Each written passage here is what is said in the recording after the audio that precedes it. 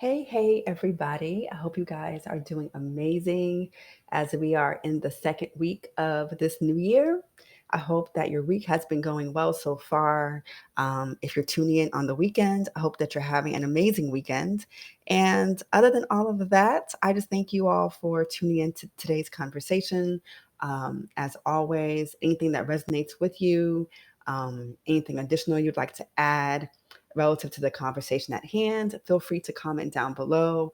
You know, I love talking with you guys. So, without further ado, oh, and of course, don't forget to like the video, and this helps it to just circulate further more in the YouTube space because at least five other people surely need to hear the conversation and um, you know get the wisdom and knowledge and perspective and all of that I will be sharing in just a bit. So thank you so much for likes and sharing it out, etc. Let's go ahead and get into the conversation. As you see from my title, we're going to be talking about abusers and their associates not liking when their victims or targets or both expose them. And so, of course, let's start with the fact that abuse is not just done by one gender over the other. There are both male abusers and female abusers, as we know.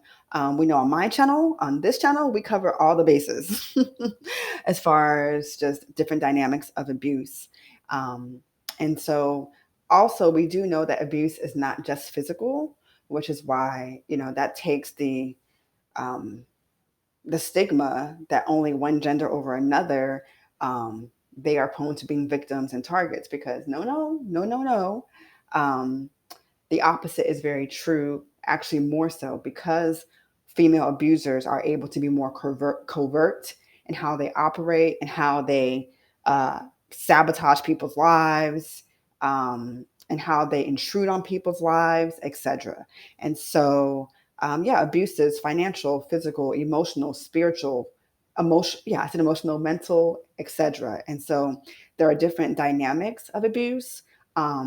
Several types can be waged by an abuser simultaneously. And so that's just my little tidbit on abuse. And so this conversation, I'm bringing it up because not just relative to narc abuse, but also relative to just abuse in like friendships. So this topic came to mind, and I could have approached it from several angles, but I'm approaching it from a couple key angles, starting with even abuse in like family dynamics or in friendships. And for many of us, just for many of us, our friends are like family, those people that we choose to call friends, and they end up becoming like family in one way or another. And so, very few things as disheartening as like the betrayal, having to find yourself losing trust in someone that you once called a friend, even treated like family, etc. And you find out some off the wall, unexpected, like never in life expected truths about the person. So this happened to me. I briefly touched on it in a recent video, and it was someone who initially, I connected with them online about a year and a half ago initially. And so in the past few weeks, she's been getting exposed all up and down YouTube for financially scamming, um, talking crazy to her subscribers, just different things. It's been a whole mess. And then additionally, she runs in a circle of other YouTubers who, I've never made a video about it, but this is going to be the video. So, slight pause. Many of you guys know that my discard with the female narc happened in June 2020. Around that same time, people from a certain community on YouTube, there are people I know from that space. And so people that I had known and was sharing my narc experience with, knowing that they don't know nothing about it, they don't care to know about it, etc. So one of those people, she is friends with con artists. Like she has no shame in being friends with scammers and that type of thing. And so, anyways, long story short on that, she gaslit me regarding various things, on top of gaslighting me and telling me that I should not expose one of her good friends. They're practically best friends. And he cons his subscribers financially in that he has like his PayPal and Cash App in his video descriptions. but oftentimes he's not getting the money on his end. So what happens is you will find yourself sending him $20 or whatever the case may be, and he won't get the money, and he won't tell you until 6 months later. It's a whole big mess. He won't tell you until like 6 months later. And it's like, oh, can you try to get the money back for me? Can you get it refunded and then resubmit it to my new PayPal? It's a whole big scandalous, trifling mess. Okay. And so, yeah, she defended his lack of honor. It was a whole big thing. And so, yeah, it's just, I mean, abuse happens in friendship when it comes to boundaries being violated, your trust being violated, etc. So there's different dynamics and spectrums of abuse. And then fast forwarding to like narc abuse and that type of thing, who, narcissists and sociopaths, same difference.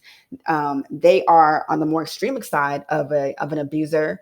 But yeah, so tying it all in together, whether you're dealing with more amateur, I guess, abusers or more skilled, and all of that, I was thinking about this and thinking about the fact that here are a few key reasons why abusers and their associates, friends, or whatever they want to call themselves, don't like when the abuser is exposed publicly and or privately. One, the personal reputation of that person. They think they've come to know the person to be however they've known the person to be. And if one, two, three, 10 people gradually come out about their respective, very similar sounding experiences with that abuser, you got to look at yourself and look at the abuser like, yeah. And then the same thing goes with with the abuser's so-called professional or business reputation.